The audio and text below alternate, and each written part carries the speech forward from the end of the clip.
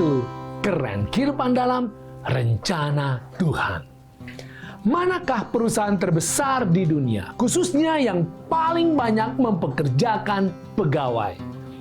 Fortune Magazine melaporkan sebagai berikut. Yang pertama, Walmart 2.200.000 pegawai. Yang kedua, China National Petroleum 1.382.401 pegawai. Yang ketiga, China Post Group 935.191 pegawai. Bagaimana dengan Indonesia? Berikut ini adalah versi tim riset CNBC Indonesia. Yang pertama, PT Astra International memiliki 150.705 karyawan. Jika karyawan dari entitas, asosiasi, dan ventura bersama diperhitungkan, maka jumlah karyawan adalah sampai 226.140 orang. Yang kedua, PT Indofood Sukses Makmur hingga akhir 2018 memiliki 91.217 karyawan. Dan yang ketiga, PT Bank Rakyat Indonesia memiliki 89.943 karyawan. Gereja adalah bagaikan sebuah perusahaan yang besar. Dalam arti, untuk dapat berjalan dengan baik, harus memiliki karyawan atau pegawai, pekerja yang hebat. Wah, bagaimana gereja membayarnya? 1 Korintus 7 ayat 23 mengatakan, kamu telah dibeli dan harganya telah lunas dibayar. Karena itu, janganlah kamu menjadi hamba manusia.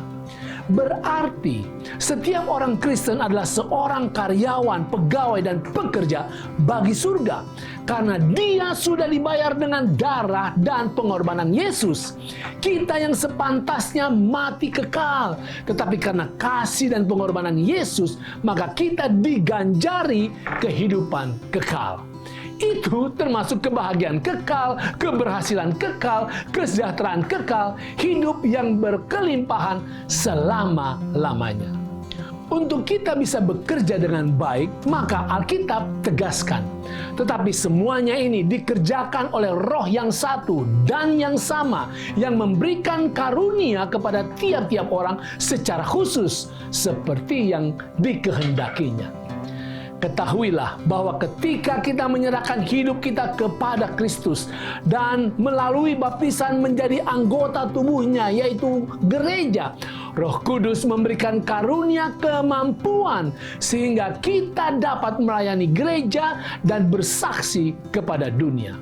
Saudara, perusahaan-perusahaan besar tidak mungkin mempekerjakan pegawai-pegawai yang tidak mampu. Untuk masuk ke dalam perusahaan itu seringkali mereka harus bersaing. Bahkan ratusan atau ribuan orang-orang yang menjadi saingan mereka. Dan orang-orang itu adalah orang-orang yang hebat. Dan di-screening oleh Departemen Sumber Daya Manusia. Mereka akan pastikan bahwa setiap pegawai mampu bekerja dengan mantap dan hebat. Bagaimana dengan kita di dalam pekerjaan Tuhan? Mampukah kita? Kalau diseleksi, loloskah kita menjalankan tugas yang Tuhan percayakan kepada kita? Perhatikan, jangan pernah kita meremehkan bentuk fisik, intelektual, atau spiritual yang terkecil sekalipun. Saudara, Roh Kudus akan mampukan kita ketika kita berserah kepada Tuhan. Itu keren.